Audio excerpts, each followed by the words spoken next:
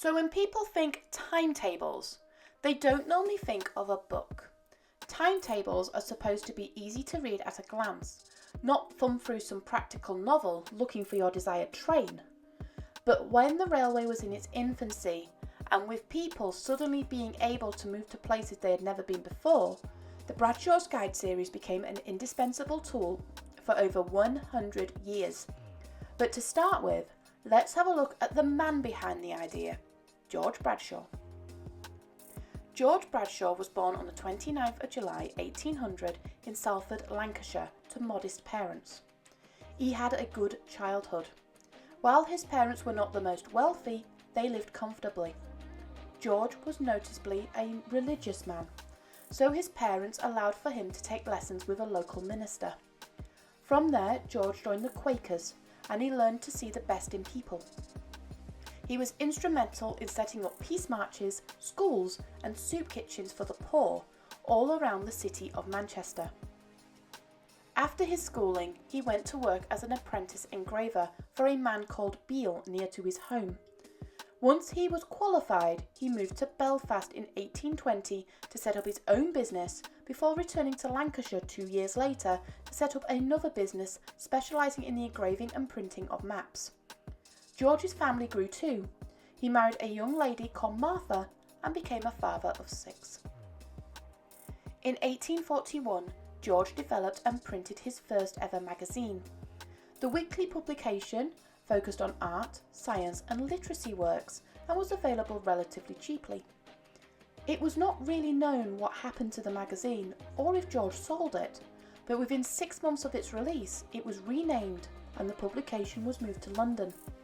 The magazine only lasted another 18 months before it was wound up. George became very well known for his map publications. His works to map the UK canal network were credited as some of the most detailed of the time. With the railway boom springing up around him, George saw an opportunity. Even though it was less than a decade since the Rainhill trials, railway companies were springing up everywhere. Trains would be run to individual companies' timetables. The timetables were based not on a universal time clock, but on London time provided by the railway company. The guards would convert their local time, usually provided by a sundial, to a time set by London. This meant that some companies would cite one time, with others claiming it's another. And with competition between the companies at a high already, for someone to travel from A to B, they would have to know every timetable by every different railway they were travelling on and know London time in relation to that company's own clocks. It was easy to see why many missed connections. On the 19th of October 1839, Bradshaw unveiled his guide to the world. The guide included railway timetables from all the available railway companies. The guide was affordable and allowed the traveller to plan their route even before setting off from their own home. The traveller could travel knowing how long they would be at each station, if they needed to change trains, and when they would expect their train to arrive. The 8-page guide included everything the customer needed. To keep the book as up-to-date as possible, Bradshaw decided to release the book in volumes with supplements. It worked out the complicated London time until the introduction of standard time set by the Great Western and Greenwich in 1840, and included an ever-expanding railway map, a world first for the railway. The book was brilliant, and thanks to the guide, people were finding the tangle of the railways much easier to navigate. In 1841, George was recommended by his agent in London to reduce the price of the guides and to issue a monthly booklet called the Monthly Railway Guide. But the railway companies were not happy. They had not been consulted in the publication of their timetables and wanted George to stop so they can publish and charge the passenger for their own. George was ready for this, and he was able to turn the tables on the companies themselves. You see, George held shares in the railway companies, and even if he just held just one single share, George was legally entitled to attend the railway company's annual general meetings. He attended every single one of them and put his case forward to the railway directors themselves. The directors agreed with Bradshaw, and the book with its yellow wrapper was seen on stands up and down the country. Even the company's own timetables were referred to as Bradshaw's for decades. The satire newspaper Punch could not fault the guide, citing that at last some order had been imposed on the chaos. In 1845, by chance, a printing error meant that the volume jumped from 40 to 141. The mistake was obvious, but Bradshaw never corrected the subsequent volumes. Some speculated that this was a marketing ploy, making the book seem more established, but others called it an unusual quirk. Thanks to Bradshaw's religious beliefs, the books contained another quirk. Early versions of the books avoided the names of the months. Quakers will not recognise anything related to paganism. This includes names given to certain things, such as days of the week and months of the year. Bradshaw, like many Quakers, referred to months as the first month, the second month, the third month, etc., and the days as the first day, the second day, the third day, the fourth day. It was a little confusing to some, but it was a point that Bradshaw refused to budge on. By 1847, the book had expanded to not only UK shores, but began mapping railways on the continent and Europe. It was forced to be benched during World War I, but it was briefly revived during 1918 and 1939. However, the guide was forced to stop again for the Second World War, and the Continental Guide was never republished. In 1853, George was in Norway touring when he became severely ill.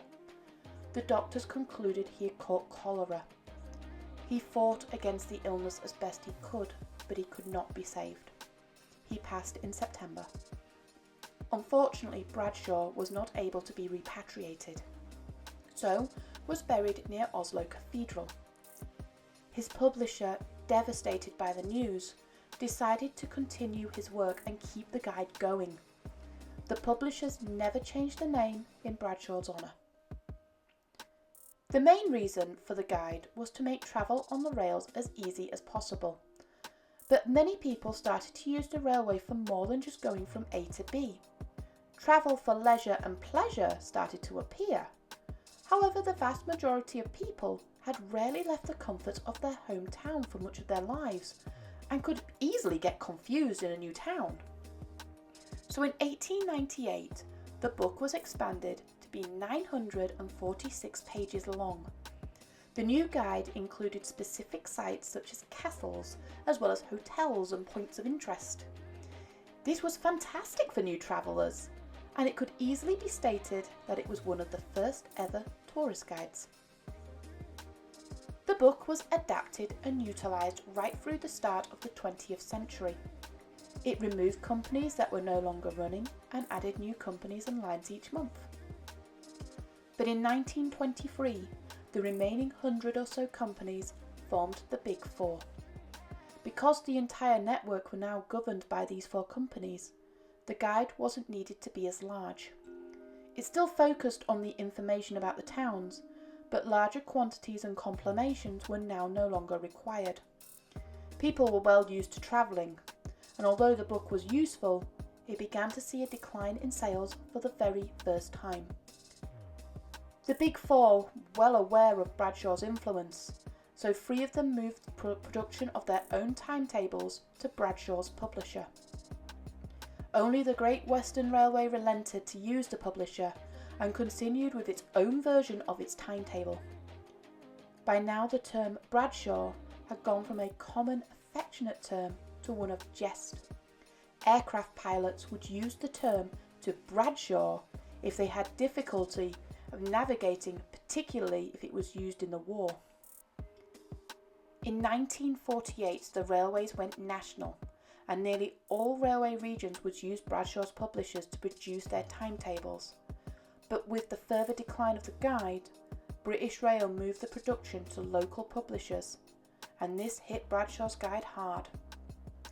The guide was earmarked to be modernised, and parts were changed, but the book was not able to compete with British Rail's newer timetables in cost and number. It was an inevitable result, but in May 1961, the last Bradshaw Guide, issue number 1521, was put on the shelves, with a fitting eulogy given by local railway magazines lamenting of the book's demise. The book itself lay dormant until 2010. The BBC wanted to produce a series with Bradshaw's Guide at its heart. Michael Portillo uses the 1863 version of the Bradshaw Guide to travel up and down the country to see what has changed since Bradshaw's days. The series is still running a decade later. The series saw a revival in the Bradshaw Guide, but not in a way the publishers expected. Railway enthusiasts flocked to bookstores to get old copies of the guides. Various versions were produced and still sold today. The TV series has had success with spin-off series showcasing the 1913 Continental Bradshaw Guide, going to places Bradshaw would have seen. The book may not have a narrative or a storyline, but it's easily one of the best-selling and most loved books in the world. It's rare to find a series of publications that's been running as long, and for Bradshaw to go nearly 50 years without the recognition he deserves was practically criminal. Today, thanks to the BBC and the series, thousands of people are seeing the books in a new light, and many railway museums have copies people can buy as souvenirs. I have a copy myself, and love reading through the way Bradshaw describes my local town and cities. It's a window to history, and I'm glad it's back in the spotlight once again.